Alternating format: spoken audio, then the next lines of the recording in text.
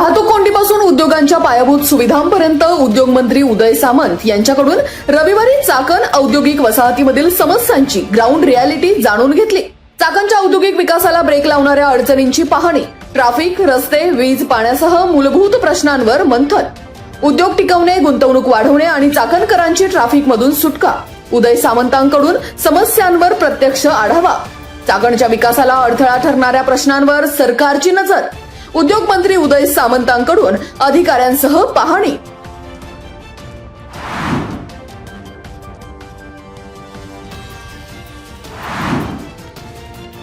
खेड तालुक्याच्या पश्चिम पट्ट्यातील रस्ते, पाणी, विजेच्या समस्यांमुळे हैराण झालेल्या नागरिकांच्या एकजुटीतून उभी राहिलेली पश्चिम विभाग संघर्ष समिती पुढाकारातून रविवारी आढावा बैठक संपन्न।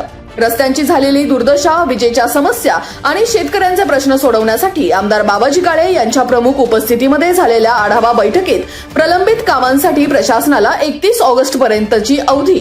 औंढे येथील श्रीराम मंदिर येथील सभा मंडपात झालेल्या पश्चिम विभाग आढावा बैठकीत विविध विभागांचे अधिकारी, पदाधिकारी आणि पश्चिम भागातील ग्रामस्थांची हजेरी।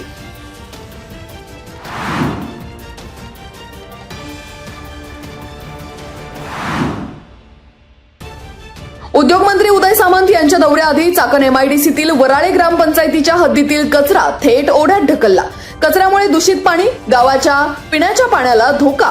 औद्योगिक वसाहत परिसरातील कचरा व्यवस्थापनाला कोलदांडा, जेसीबी मशीनच्या सहाय्याने कचरा थेट ओढ्यात। नदीमार्गे चाकण बंधाऱ्यात जाणाऱ्या पाण्याचा प्रश्न ऐरणीवर। चाकण एमआयडीसीचा कचऱ्यामुळे परिसरातील कोरेगाव खुर्द, कोरेगाव बुद्रुक, चांदूस, पिंपरी बुद्रुक, पिंपरी खुर्द, गोनवडी आणि बोरदरा या 7 गावांच्या पिण्याच्या पाण्यावर संकट। खेड पंचायत समिती सदस्या सारिका गोगावले यांनी शिवसेना ठाकरे गटाचे युवा सेना प्रमुख आदित्य ठाकरे यांचे वेधले लक्ष।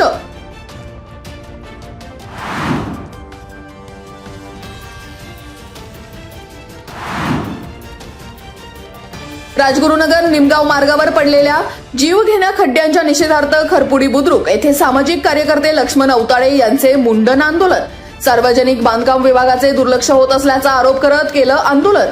राजगुरुनगर निमगाव या मुख्य मार्गावरील खड्ड्यांबाबत राजगुरुनगर येथील सार्वजनिक बांधकाम विभाग यांना वारंवार निवेदने देऊनही त्यावर कोणतीही कारवाई नाही। प्रशासनाच्या या निष्क्रियतेमुळे वाहन चालकांना आणि नागरिकांना जीव मुठीत धरून करावा लागतो प्रवास। 8 दिवसांच्या आत रस्त्यावरील खड्डे बुजवा, अन्यथा सार्वजनिक बांधकाम विभागाच्या कार्यालयासमोर आमरण उपोषण करण्याचा अवताडे यांनी दिला इशारा।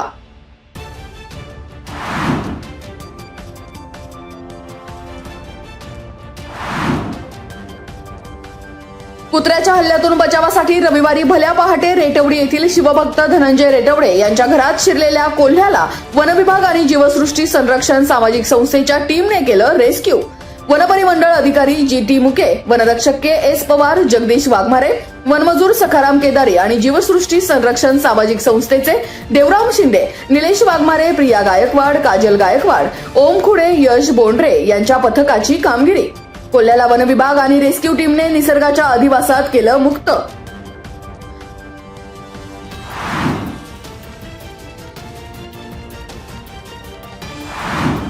आता पाहुयात मागील 24 तासांमध्ये पडलेल्या पावसाची मंडलनिहाय नोंद।